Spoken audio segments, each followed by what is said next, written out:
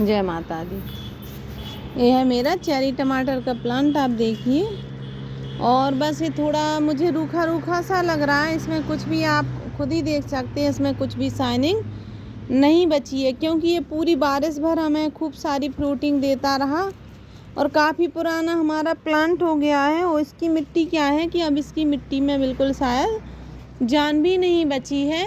और आप इसकी मिट्टी देखिए कि मैं इसमें सुबह पानी देती हूँ और शाम तक इसकी मिट्टी पूरी ही अच्छे से सूख जाती है। तो इसका मतलब है इसमें काफ़ी रूट्स भी बन चुकी हैं, जिसकी वजह से इसमें अब फ्रूटिंग कमी हो रही है। फ्रूटिंग तो हो रही है, पर जो मात्रा में अभी हो रही थी वो नहीं हो रही है। साथ में इसकी जो प्लांट की ग्रोथ है वो कम हो रही है। तो फिर मैं इस प्लांट को हटा दूंगी। और मेरे पास मिट्टी भी नहीं है, मैंने कुछ सीड मंगाए हैं, तो उसकी उन सीड को भी लगाने के लिए मेरे पास मिट्टी कम पड़ रही है। तो फिर मैं क्या करूँगी कि इसकी मिट्टी को हटा दूंगी और पूरी इस प्लांट को खाली कर दूंगी। और फिर इसमें कुछ जो मैंने सीड मंगाए हैं वो ग्रो करूंगी और इसकी मिट्टी को रिचार्ज करके इसमें नई कंपोस्ट भी मिलाऊंगी। फिर आप देखें किस तरीके से मैंने पूरा खाली करके फिर मैं इसे पूरे दिन की धूप भी दूंगी। धूप देने के बाद फिर इसकी मिट्टी में भरपूर मात्रा में मैं खाद भी देंगे उसकी, जिसकी वजह से इसमें कोई भी हम फ्रूटिंग प्लांट लगाएंगे तो काफ़ी मात्रा में हमें इसमें वेजिटेबल मिले। अगर आपने मेरी वीडियो को अभी तक लाइक शेयर एंड सब्सक्राइब नहीं किया है तो ज़रूर करें, साथ में बेल आइकन भी प्रेस करें, जिससे कि मेरी वीडियो की आने वाली नोटिफिकेशन आपको मिलती रहे। तो बस मैं अब इस प्लांट को अब निकालूंगी और आप देखिए किस तरीके से। और फिर मैं देखूंगी कि इसमें कुछ बीमारियां तो नहीं लग रही हैं, जिसकी वजह से इसकी रूट्स में जिसकी वजह से ये सूखा सा हो रहा है, कि मौसम की वजह से इसका भी पता लग जाएगा। तो आप भी देखें कि इसमें कुछ बीमारियां हैं कि ये मौसम की वजह से ही हो रहा है। तो चलिए हम इसे हटाते हैं। हम इस प्लांट को पूरा खाली कर लेंगे। और आप किचन कंपोस्ट का कमाल देखिए। आप अगर किचन कंपोस्ट में मिट्टी में अगर प्लांट अपने लगाते हैं तब तो आपको पता होगा कि किचन कंपोस्ट की मिट्टी कितनी अच्छी होती है। लेकिन अगर आप सादा मिट्टी में अपने प्लांट ग्रो किए हैं और आपने मेरी अगर ये वीडियो देख रहे होंगे तो आप भी सोच रहे होंगे कि ये देखिए कितनी सॉफ्ट मिट्टी है। आप देखिए बिल्कुल जैसे कि मैंने अभी भरी है, और ये करीब हमारी 6 महीने से भी पहले की मिट्टी है। और आप देखिए बिना मेहनत के ही। और आप इस तरीके से अगर इस प्लांट की रूट्स को थोड़ा हिला देंगे तो आप देखिए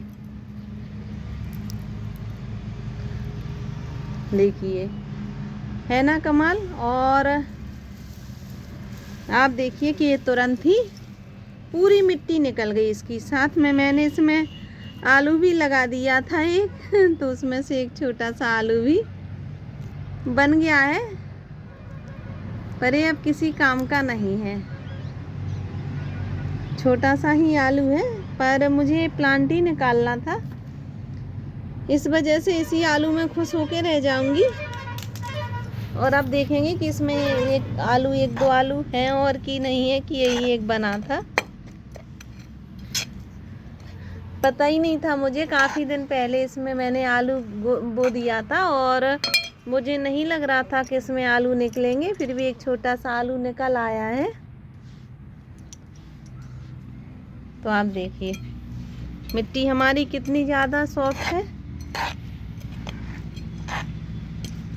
और आप सबने अभी तक मेरी वीडियो को सब्सक्राइब नहीं किया है तो प्लीज़ कर दीजिए, जिससे कि आपको किचन कंपोस्ट का महत्व भी पता चले कि क्या होता है। आप देखिए और पता चले जो कि आप सामान अपने घर पे ही फेंक देते हैं, उसी से मिट्टी तैयार हुई है। आप देखिए और आपको लग ही नहीं रही होगी कि ये आपकी जो किचन से निकले छिलके वगैरह हैं, पत्ते हैं, जो आप फेंक देते हैं वही हैं। आप देखिए ये हो गई है हमारी पुरानी कंपोस्टिंग हो गई है।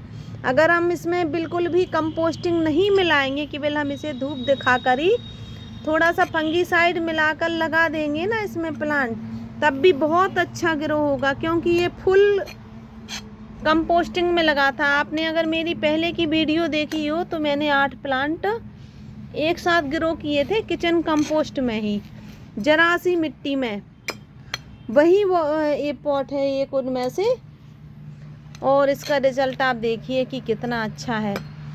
फुल डिकम्पोस्ट हो गई है, बिल्कुल भी 1% भी आपको कहीं से कुछ भी, आपको एक भी पार्ट्स नहीं दिख रहा होगा कि इस कंपोस्टिंग में हमने क्या मिलाया है।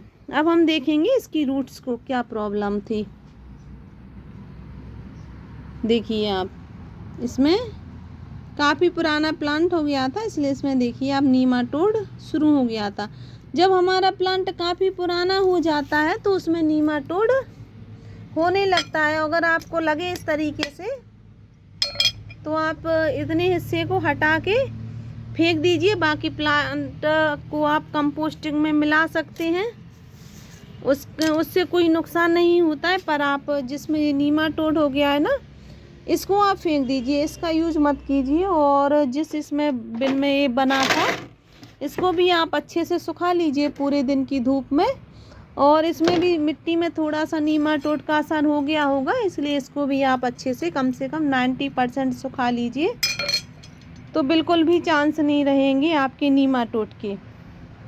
तो इस तरीके से आप नीमाटोड का सफाया भी कर देंगे और आप इसमें नया प्लांट भी ग्रो कर सकते हैं। और अब हम देखेंगे कि हमें इसमें इस कंपोस्टिंग में कितने सारे टमाटर मिले हैं। आप देखिए, तो हम इसमें से हम जो हमारे चेरी टमाटर हैं इनकी हार्वेस्टिंग करेंगे, और हमें काफ़ी मात्रा में मिलने वाले हैं। आप देखिए, क्योंकि लगे तो बहुत हैं, पर अगर मैं लगा रहने देती ना तो इसकी मिट्टी और ज़्यादा ख़राब हो जाती, इसमें कंपोस्टिंग भी हमारी ख़राब हो जाती, मेहनत भी ज़्यादा लगती, और मिट्टी भी मुझे नहीं थी मेरे पास, तो मिट्टी की भी मुझे ज़रूरत है। अभी क्या है कि विंटर में काफ़ी वेजिटेबल लगाई जाती हैं, सीजन ही है विंटर में वेजिटेबल का, ढेर सारे फ्लावर, ढेर सारी वेजिटेबल मिलती हैं। और अगर आप इस तरीके से विंटर में अगर इतनी सारी वेजिटेबल घर के ही खाएंगे तो काफ़ी हेल्दी भी रहेंगे। आप देखिए, इसमें काफ़ी फ्रूटिंग आपको मिलने वाली है। देखिए, टमाटर तो उसमें काफ़ी लगे हैं, और चेरी टमाटर की जो चेरी टमाटर हैं उनका टेस्ट बहुत ही अच्छा होता है, बहुत ही ज़्यादा खट्टे होते हैं ये। और अगर आप इनकी चटनी अगर आपने एक बार खा ली तो फिर आपको मार्केट के टमाटर की चटनी अच्छी लगने वाली नहीं है। आप बस हमेशा कोशिश ही ये करेंगे कि कुछ भी हो जाए, मुझे 2 प्लांट चेरी टमाटर के लगाने ही हैं।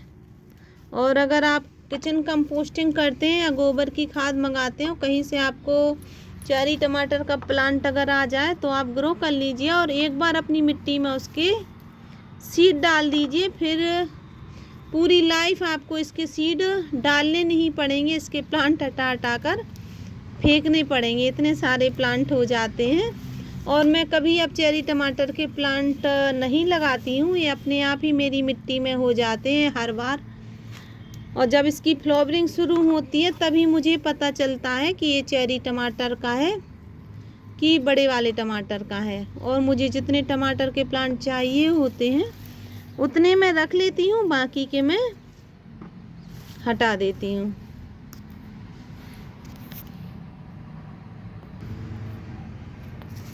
और आप देख सकते हैं कि मैंने इसमें कितने सारे, एक ही प्लांट से आप देखिए कितने सारे टमाटर निकाल लिए हैं। और इसमें काफ़ी छोटे छोटे टमाटर लगे हैं जो मैं नहीं निकालूंगी, बस इसी में छोड़ दूंगी, जिससे कि मुझे अगली साल इसमें फिर से फ्री के टमाटर खाने के लिए मिले। बस इसी तरीके से अगर एक टमाटर भी आपके प्लांट में अगर छोटा सा भी छूट जाता है तो वो अगली साल आपको सैकड़ों प्लांट दे देता है। तो इस तरीके से आप अपने गार्डन में चेरी टमाटर अगर आ जाए तो आप उनको ग्रो कर लीजिए, और फिर इसकी सब्जी और चटनी दोनों में बहुत टेस्ट बनता है इसका। तो आपको कैसी लगी मेरी ये हार्वेस्टिंग?